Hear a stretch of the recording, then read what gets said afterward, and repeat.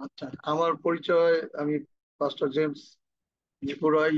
Recently আমি দাদু হয়েছি। সেজন্য নতুন একটা পরিচয়। আমার তিন ছেলে মেয়ে, একজন স্ত্রী, এবং আমি সাউথ চার্চ অফ বাংলাদেশের পালক নিয়ে কাজ করছি, প্রচারক হয়ে কাজ করছি। আহ, আমি আসলে ঢাকার বাইরে আছি, আউটরিচ প্রোগ্রামে। সুতরাং মূলত আমি আজকে সাক্ষ্য নিয়ে কয়েকটি সাক্ষ্য দিতে চাই। বিশেষ করে একটি সাক্ষ্য আমি বিশ্বাস করি যে আপনাদের কাছে তুলে ধরলে আপনারা উৎসাহিত হবেন। আহ, লম্বা সময় কিছু আজকে ঈশ্বর বাক্য বলতে চাই না। তবু আমি ধন্যবাদ ও কৃতজ্ঞতা নিয়ে দু একটা কথা বলবো সাক্ষ্যের পাশাপাশি।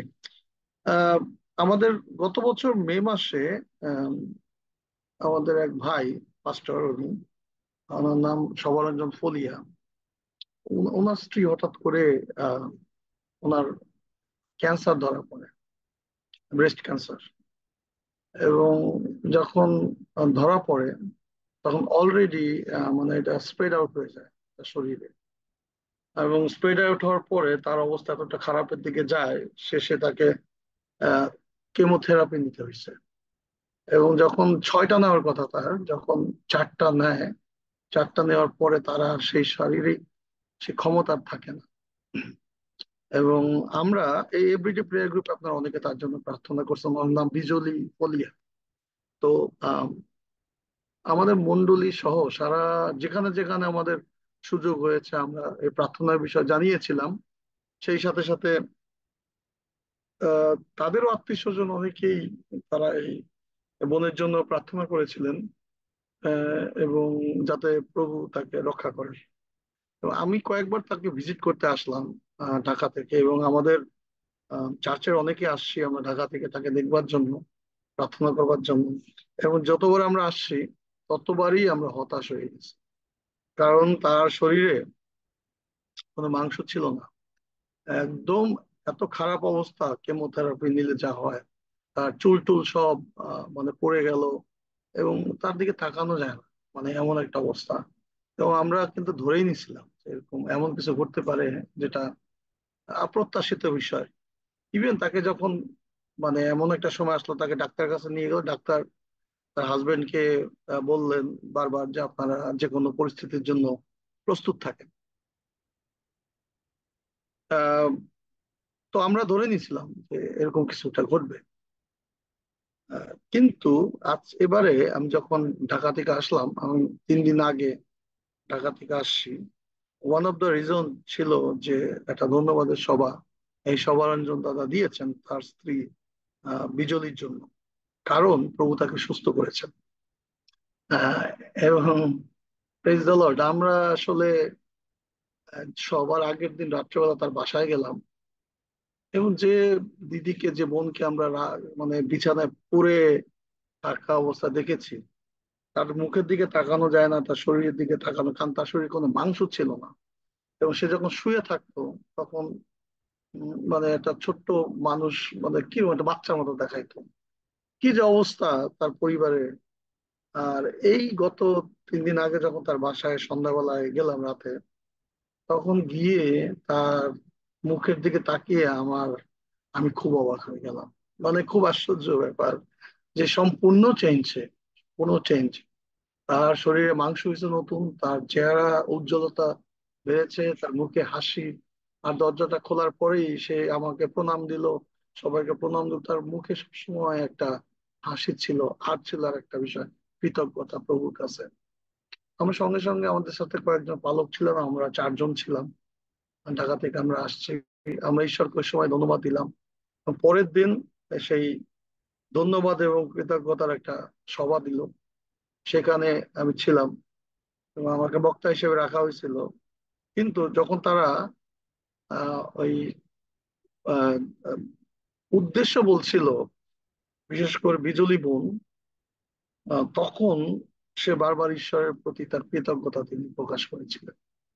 এবং তার সে হেঁটে যখন আহ, সে বেদির উপরে গেলেন ধন্যবাদ দেওয়ার জন্য, আমি তখন ঈশ্বরকে মহা মানে কিভাবে যে ধন্যবাদ দেবো সেই ভাষা খুঁজে পাচ্ছিলাম না। এবং তার স্বামী সবাই মিলে এই কৃতজ্ঞতা প্রকাশ করলো। এবং আমাকে যখন বলা হলো কিছু মানে ঈশ্বর বাক্য বলার জন্য, তখন আমি নিজেই ভাষা হারিয়ে ফেলছিলাম। কারণ আমি কি বলবো আমি জানি না, কারণ শুধু অন্তর থেকে শুধু কৃতজ্ঞতা আসছিল যে প্রভু কিভাবে মানুষকে সুস্থ করতে পারেন, এখনো প্রভু কাজ করে যাচ্ছেন। আমি দাঁড়িয়ে শুধু বললাম যে যখন মানুষ ঈশ্বরের প্রতি অনেক ভালোবাসা, গভীর ভালোবাসায় আসক্ত হয়, তখন কিন্তু মুখে ভাষা থাকে না, সত্যি সত্যি। এবং সের জন্য বলা হয়েছে, যখন সাধু পল তিনি পরামর্শ দিয়েছেন যেন আমরা আত্মাতে প্রার্থনা করি মাঝে মাঝে। জানি এটা অনেকে অনেক ভাবে নিতে পারেন, কিন্তু যখন আমাদের আর কোনো ওয়ার্ড আসে না, মুখ দিয়ে কোনো স্পিচ আসে না, তখন পবিত্র আত্মা আমাদেরকে উৎসাহিত করেন যে এইভাবে তুমি প্রার্থনা করো। আমার অবস্থা তাই ছিল ওই দিন, যে আমি কিভাবে ঈশ্বরকে ধন্যবাদ দেব তার ভাষা আমি খুঁজে পাচ্ছিলাম না, যে প্রভু কত মহান। এবং আমি দিদিকে বললাম, যেখান যে আমরা বিভিন্ন জায়গায় প্রচারে যাই, আমরা মানুষের সঙ্গে কথা বলি, সুসমাচার দেই বিভিন্ন ভাবে, কিন্তু আপনি নিজেই এখন একটা গসপেল হয়ে গেছেন, সুসমাচার হয়ে গেছেন।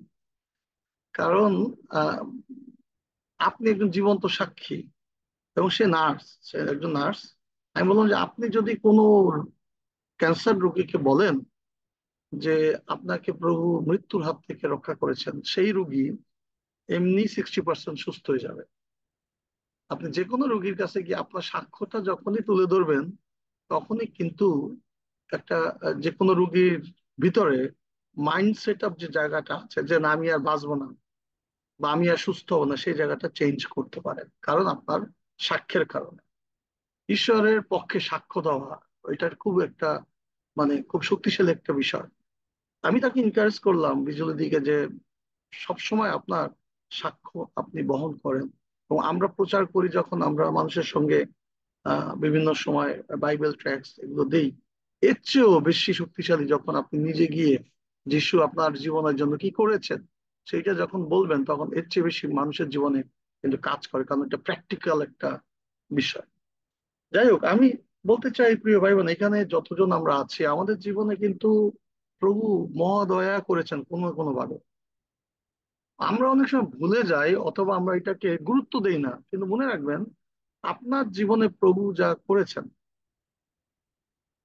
এই এই যে করাটা, এটা আপনাকে প্রভু করেছেন এই জন্য যে আপনি যেন অন্যের কাছে এটা সাক্ষ্যটা বহন করেন, এর জন্য। কারণ প্রভু আপনাকে তুলেও নিতে পারতেন। এখানে অনেকে আছেন যে হতে পারে আপনাদের জীবনে এরকম কোনো ঘটনা আছে যে আপনি একেবারে শেষ হয়ে যাওয়ার কথা, আপনার মরে যাওয়ার কথা, কিন্তু প্রভু আপনাকে বাঁচিয়ে রেখেছেন। কেন? যেন আপনি তার পক্ষে সাক্ষ্য দেন। এটা আমি তাকে বলার চেষ্টা করেছিলাম। আমি আজকে আপনাদেরকে উৎসাহিত করতে চাই যেন আপনার জীবনের সাক্ষ্য আপনি বহন করেন। পাশাপাশি এবার আমি কিছু বাক্যের দিকে যাই অল্প সময়। সেটা হলো ধন্যবাদ এবং কৃতজ্ঞতা প্রকাশ করা প্রভুর কাছে। এটা আমাদের জীবনে একটা গুরুত্বপূর্ণ বিষয়। কেন আমি বললাম যে যখন আমরা ধন্যবাদ এবং প্রশংসা, প্রভুর প্রতি ধন্যবাদ কৃতজ্ঞতা ভুলে যাই এটা করতে, তখনই আমাদের প্রার্থনার উত্তর কিন্তু আমরা পাই না। মনে রাখবেন এই কথা। কেন আমি বলছি, আপনি ফিলিপিওতে আমি একটা জায়গায় পাঠ করি, ফিলিপিওতে লেখা আছে 4 অধ্যায়, 4 অধ্যায় আমি 4 থেকে 7 পদ পড়ি, সেখানে লেখা আছে তোমরা প্রভুতে সর্বদা আনন্দ করো। পুনরায় বলিব আনন্দ করো। তোমাদের শান্ত ভাব মনুষ্য মাত্রের বিদিত হোক, প্রভু নিকটবর্তী।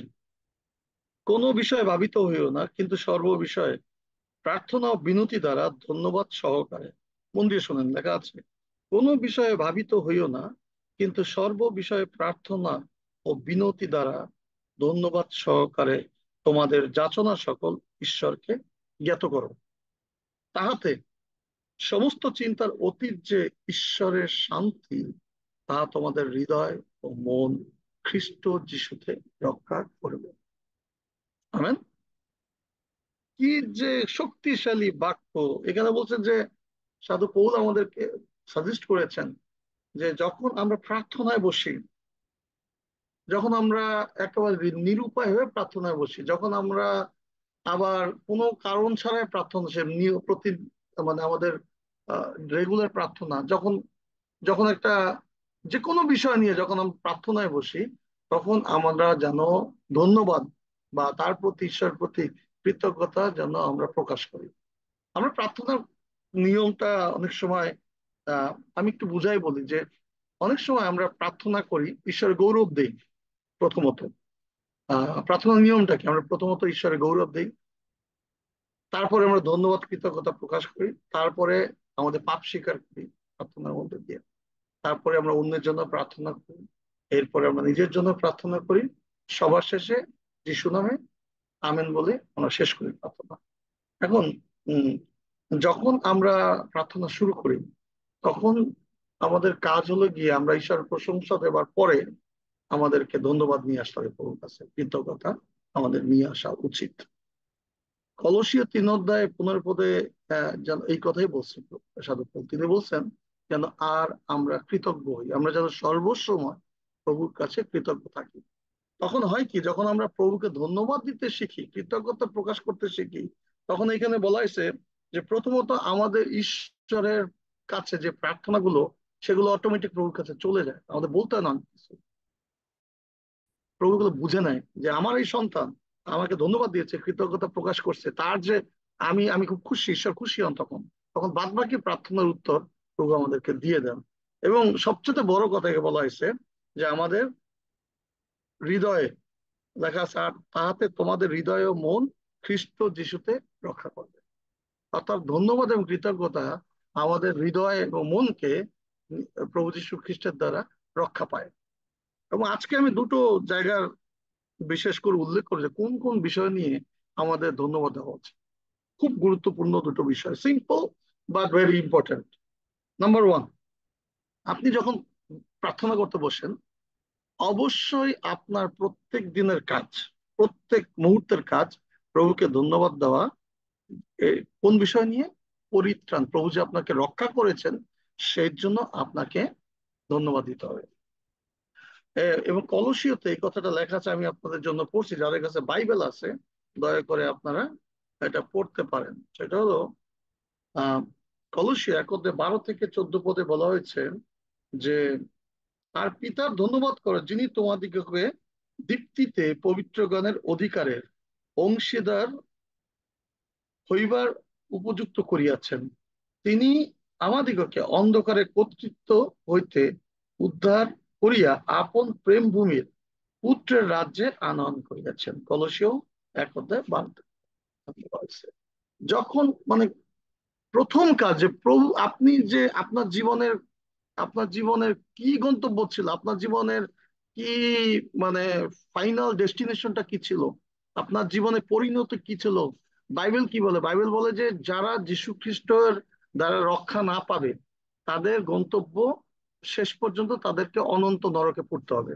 তারা যদি যদি কেউ পরিত্রাণ না পায়, তাকে অবশ্যই তার জীবনের পরিণতি একটাই, সেটা হলো কি, তাকে নরকে যেতে হবে, অনন্ত নরকে যেতে হবে। দেখেন, আপনি যখন চিন্তা করেন একটু যে এইভাবে চিন্তা করেন যে যীশু খ্রিস্ট যখন ক্রুশে মৃত্যুবরণ করেছেন, তার গেতসিমানির বাগান থেকে আপনি চিন্তা করেন তাকে ধরলো কিভাবে যিশুকে, এবং তাকে কি পরিমাণে অত্যাচার করা হয়েছে, তাকে ঘুষি মারা হয়েছে, তাকে থুতু মারা হয়েছে, তাকে নানাবিধ ভাবে তাকে আঘাত করা হয়েছে, অপমান করা হয়েছে, আহ, এবং তাকে বেত্রাঘাত করা হয়েছে। এবং দেখেন শেষ পর্যন্ত যে ক্রুশে তাকে লটকাবে, সে ক্রুশটাও তার কাঁধে দিয়ে দিয়ে দিয়েছিল যেন সে সেটা বহন করে, যখন তার শরীরে আর কোনো শক্তি ছিল না। এবং তাকে, সে ক্রুশে গেলেন এবং ক্রুশে গিয়ে তিনি আমাদের পাপের ক্ষমার একটা ব্যবস্থা তিনি করলেন, একমাত্র ব্যবস্থা করলেন, এবং তাকে তিনি কবরে গেলেন এবং তিনি পুনরুত্থিত হলেন এবং তিনি স্বর্গে গেলেন, আবার ফিরে আসলেন। আমি সুসমাচারের কথা বলছি, মনে রাখবেন, সবার আগে সুসমাচার আপনার জন্য। আপনি যখন এই বিষয়গুলো ভাববেন তখন এইভাবে চিন্তা করবেন, প্রভু আমার জন্য গেতসেমানি বাগানে শত্রুদের দ্বারা তিনি তাকে ধরেছেন, তিনি আমার জন্য তাকে থুতু মারা হয়েছে, তিনি আমার জন্য তাকে বেত্রাঘাত করা হয়েছে, আমার জন্য তাকে তাকে ঘুষি মারা হয়েছে, আমার জন্য প্রভুকে টিক্কারি সহ্য করতে হয়েছে, গালিগালাজ সহ্য সহ্য করা হয়েছে, আমার জন্য তাকে ক্রুশে মৃত্যুবরণ করা মৃত্যুবরণ করতে হয়েছে, আমার জন্য তাকে কবরে যেতে হয়েছে, আমার জন্য তাকে পুন্তিত হয়েছে, আমার জন্য তিনি আবার ফিরে আসবেন। যখন আপনি বিষয়টাকে আপনার দিকে নিয়ে আসবেন ব্যক্তিগত পর্যায়ে, তখন দেখবেন আপনার মাথা এমনি নম্রতায় হেট হয়ে যাবে।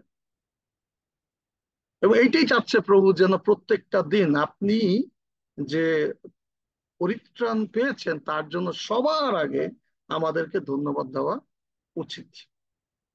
2 কোরিন্থীয় 9 অধ্যায় 15 পদে বলা হয়েছে, ঈশ্বরের অতীত দানের কথা, যার জন্য আমাদের ধন্যবাদ দেওয়া উচিত, সে কে? প্রভু যীশু খ্রিস্ট, যার দ্বারা আমরা পরিত্রাণ পেয়েছি।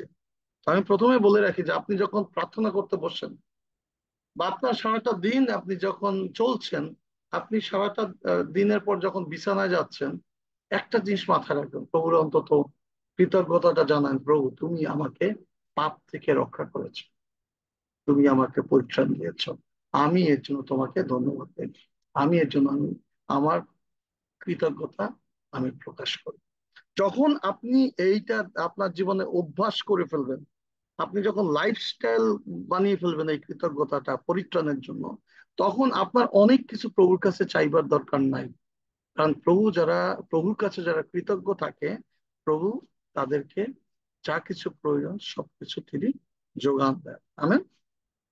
দ্বিতীয় যে বিষয়টা, সেটা হলো, আমি বলছি যে প্রথমটা হলো আপনি পরিত্রাণ পেয়েছেন, এর জন্য কৃতজ্ঞতা প্রকাশ করা উচিত, যিশুর জন্য আপনাকে কৃতজ্ঞতা প্রকাশ করা উচিত। দ্বিতীয়ত, যেটা বিলাপে বলছে 3 অধ্যায় 22 এবং 23 পদে, যে প্রতিদিন নতুন সকাল আমাদের জন্য আসছে এবং নতুন নতুন আশীর্বাদ আমাদের জন্য প্রভু নিয়ে আসছে। আমি কল্পনা করে দেখতে পারেন যে আজকে আপনি ফেসবুকে জুমের মধ্যে বসে আছেন, এমনও তো হতে পারতো গতকালকে রাত্রে ঘুমাইলেন, আপনি আর সেই ঘুম ভাঙলো না আজকে, হতে পারে আপনি, দের ইজ নো গ্যারান্টি। এটা বাইবেলও তো তাই স্বীকার করছে যে একটা চুলকে সাদা কালো করার ক্ষমতা আমাদের নাই। সুতরাং আমরা বড়াই করতে পারি না কোনো কিছু নিয়ে, কিন্তু যখন আমরা বরঞ্চ দেখেন কি অনুগ্রহ ঈশ্বর আমাদের জন্য করেছেন, যে আমরা ঘুম থেকে আজকে উঠছি, এবং আপনি উঠছেন ঘুম থেকে, আপনি ঈশ্বরের সন্তান, প্রভু আপনার জন্য কত আশীর্বাদের প্ল্যান করে রাখছে। আপনি দেখেন কি পেয়েছেন সকাল থেকে, আপনি প্রথমত আপনাকে ঈশ্বর বাঁচিয়ে রেখেছেন, দ্বিতীয়ত আপনার আপনার সুন্দর একটা পরিবার পেয়েছেন, আপনার স্বামী আছে, আপনার ছেলেরা আছে, চারিপাশে আছে। আপনার কি হচ্ছে, আপনি খাবার পেয়েছেন আজকে সারাদিনের, আপনি বস্ত্র পেয়েছেন, আপনার উলঙ্গ থাকতে হয়নি, আপনি এত গরমের মধ্যে একটু বাতাস পেয়েছেন, অক্সিজেন পেয়েছেন, অনেক কিছু পেয়েছেন প্রভু, নানাবিধ আশীর্বাদ আপনাকে প্রভু করেছেন। এবং এটা কিভাবে শুরু হয়েছে? সকাল থেকে। এবং আপনি ঘুম থেকে উঠবেন তার জন্য আগেই প্রভু সবকিছু রেডি করে রাখছেন। এটা এরকম একটা বিষয় যে আহ, আমার স্ত্রী, আহ, আমার ছেলেমেয়েরা উঠবার আগে, তারা স্কুলে যাবে সেজন্য সে আগে থেকে ঘুম থেকে উঠবার, ছেলে মেয়েদের ঘুম থেকে উঠবার আগে আমার আমার স্ত্রী তাদের জন্য খাবার টাবার টিফিন শিফিন সব রেডি করে রাখে। কারণ তারা ঘুম থেকে উঠে নাস্তা খাবে, তারপরে তারা স্কুলে যাবে, এবং স্কুলে গিয়ে কি খাবে তাও প্রস্তুত করে রেখে দিয়েছে, যাতে তাদের কষ্ট না হয়। এবং সেজন্য বলা হয়েছে যেন আমরা, দেখেন ঈশ্বর, আমাদের পিতা ঈশ্বর, তিনি আমাদের বাবা মা যতটুকু ভালোবাসে তার চেয়েও বেশি ভালোবাসে তিনি, তার ভালোবাসা আমরা কখনো লিমিটেশন আনতে পারি না, যে বিশাল ভালোবাসা তিনি আমাদের জন্য করেছেন। এবং প্রত্যেকটা দিন আমাদের যা প্রয়োজন তিনি কিন্তু প্রভু যোগাচ্ছেন। সেজন্য বলছে যেন আমরা প্রত্যেকটা দিন প্রভুকে ধন্যবাদ দিতে শিখি, কৃতজ্ঞতা দিতে শিখি। বলছিলাম যে পৃথিবীতে 2 ধরনের মানুষ আছে খ্রিস্টান সমাজে, এক হলো গিয়ে কৃতজ্ঞ চিত্তের লোক, আর আরেকটা হলো অকৃতজ্ঞ চিত্তের লোক। এখন এমন কিছু অভ্যাস আছে আমাদের, যে অভ্যাসগুলো আমরা অনেক সময় প্র্যাকটিস করি, এগুলোকে আমি অভ্যাস বলবো না, বদ অভ্যাসই বলবো। যেমন যখন আমাদের প্রয়োজন হয়, তখন আমরা প্রভুর কাছে কান্নাকাটি করে আমরা প্রভুর কাছে চাই, এমনকি আমি তখন রেগুলার গির্জা যাওয়া শুরু করি, উপবাস প্রার্থনা শুরু করি, বিভিন্ন জায়গায় আমি প্রার্থনার বিষয় চাই, প্রার্থনা করেন আমাকে প্রভু যেন এখান থেকে রক্ষা করে। বাট যখন আমি এটাকে পেয়ে যাই তখন আর আমি ভুলে যাই সবকিছু। ঠিক কিনা? এরকম আছে, কিন্তু এটা আমাদের একটা কি বলে ভিতরের একটা মনুষ্যের মতো। অনেকের জীবনে এরকম আমি দেখছি কিন্তু, যে প্রভুর কাছ থেকে এত কিছু পাওয়ার পরেও তারা কৃতজ্ঞ বোধ না, তারা গির্জা যায় না, প্রার্থনা করে না, কিন্তু প্রভু তাদেরকে অনবরত অনুগ্রহ করে আসছে। এটা খ্রিস্টানিটি না। খ্রিস্টানিটি হলো গিয়ে এমন একটা বিষয় যে আমাদের ঈশ্বর যদি আমাদের কিছু নাও দিয়ে থাকেন, তথাপি আমাদের ঈশ্বরের প্রতি কৃতজ্ঞতা বোধ সর্বসময় প্রকাশ করা উচিত। এটাকে খ্রিস্টানিটি বলে। গীত সংহিতা 103-এ আপনি পড়বেন যে দেখেন লেখা আছে, এখানে লিস্ট করা আছে যে তিনি আপনাকে কিভাবে উপকার করেন।